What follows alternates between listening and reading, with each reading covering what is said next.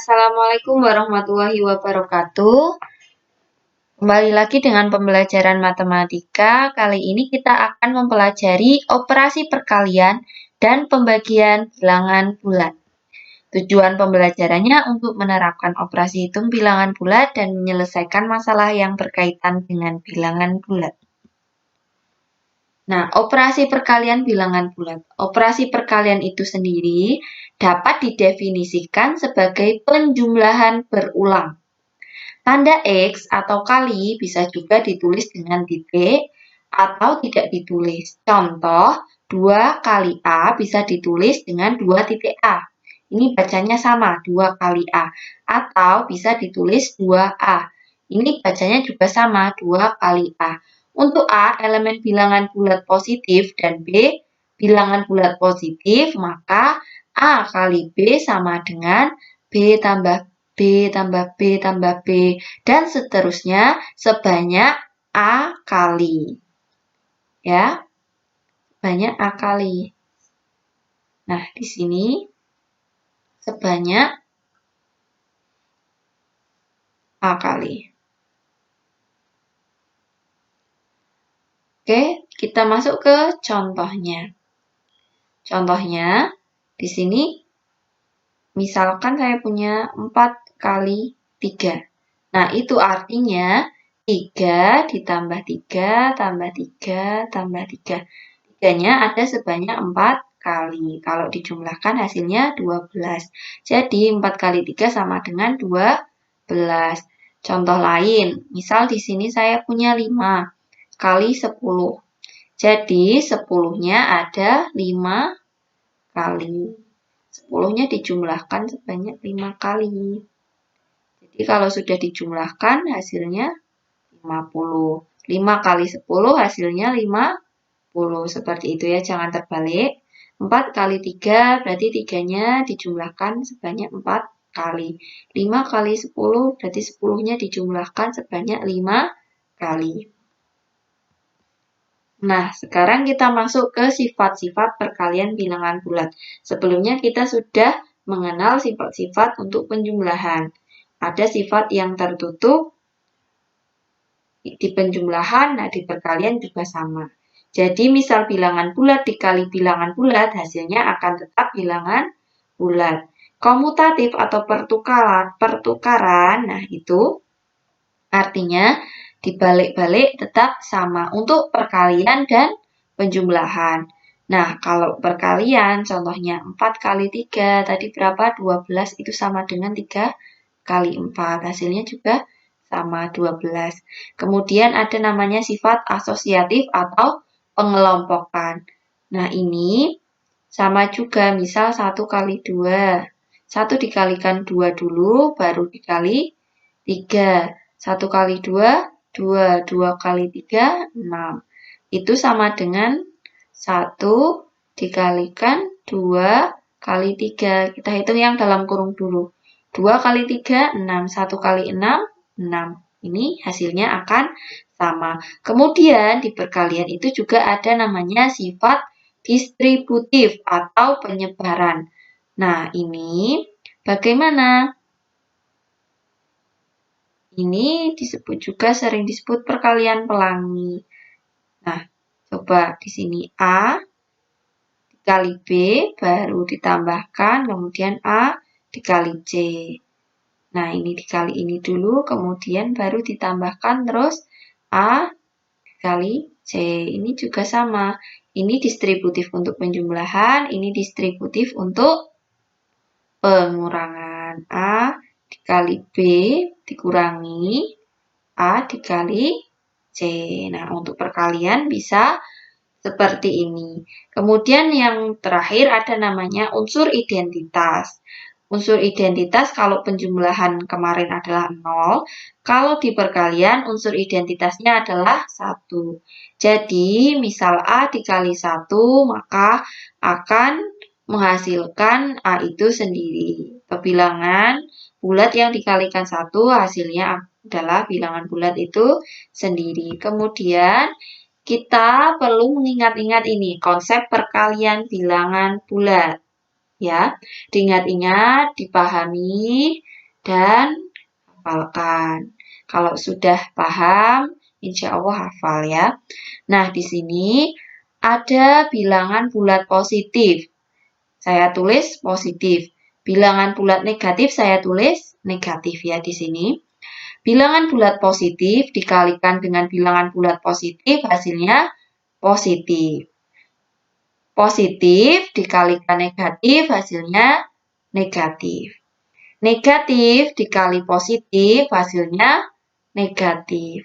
Negatif dikali negatif hasilnya positif.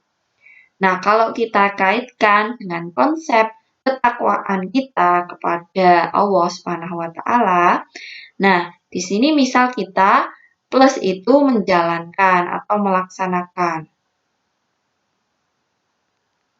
melaksanakan perintah.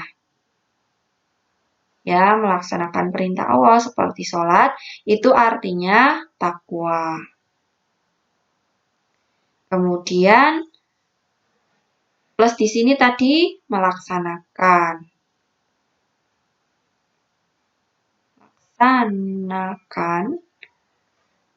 Negatif, negatif ini larangan.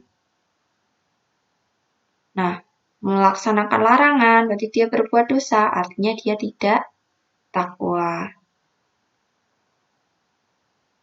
Ya, larangan-larangan Allah dilaksanakan, artinya tidak takwa. Kemudian ini melaksanakan. Nah, terus di sini negatif tadi apa? Negatif kalau yang di sini larangan, kalau di sini kalau di sini melaksanakan berarti di sini tidak melaksanakan atau nama lainnya meninggalkan.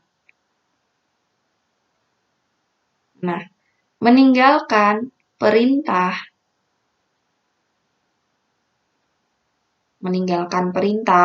Nah, contohnya tidak sholat gitu ya. Nah, meninggalkan perintah artinya tidak takwa. Nah, kemudian kalau yang di sini meninggalkan larangan. Nah, kalau meninggalkan larangan artinya takwa. Seperti itu ya. Nah, contohnya di sini misal 2 dikali 3. 2 kali 3 hasilnya 6. Positif dikali positif hasilnya positif. Nah, kalau di sini 2 dikali negatif 3. 2 kali negatif 3 berarti hasilnya negatif 6. Ya. Nah, kalau misal negatif 2 dikalikan berapa? Ini 3. Hasilnya berapa? Negatif 6. Nah, kalau misal di sini ada negatif 2 dikali negatif 3, nah ini negatif-negatif hasilnya akan positif. Sampai di situ dulu. Diingat-ingat lagi nanti positif kali positif, positif. Positif dikalikan positif hasilnya positif. Positif dikalikan negatif hasilnya negatif. Negatif dikalikan positif hasilnya negatif. Negatif dikali negatif hasilnya positif. Ini juga berlaku nanti untuk pembagian ya. Karena pembagian itu kebalikan dari perkalian. Nah, untuk faktor bilangan bulat.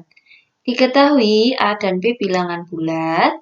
A disebut faktor dari B jika ada N sedemikian sehingga B sama dengan A kali N. Dengan N adalah bilangan bulat. Nah, kalau baca ini bingung, kita masuk ke contoh.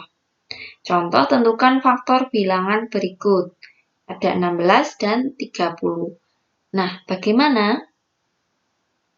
Tadi A disebut faktor dari B jika ada N, sedemikian sehingga B sama dengan A kali N.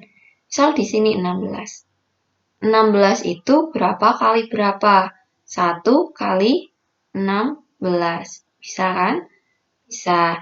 Berarti 1 adalah faktor dari 16. Kemudian 16 itu berapa kali berapa lagi? 16 itu 2 kali 8. Nah, berarti 2 adalah faktor dari 16. Kemudian berapa lagi? 16 itu berarti 4 kali 4. Nah, berarti 4 adalah faktor dari 16. Nah, untuk memudahkan biasanya memakai pohon faktor. Pohon faktor yang biasa dipelajari ya. Misal 16 dibagi 1 di 16. 16 dibagi 2, 8. 16 bagi 3 bisa tidak? Bisa, tapi bersisa. Jadi kita pilih yang tidak bersisa. Berarti berapa? 16 dibagi 4. 16 bagi 4 berapa? 4. Jadi faktornya 16 ada 1, 2, 4, 8, dan 16. 1, 2, 4, 8, dan 16. Kemudian faktor bilangan 30. Nah, kita cari lagi dengan pohon seperti itu. 30, 1 30, 2 15, dibagi 3 10, dibagi 4 bisa tidak? Bisa, tapi bersisa.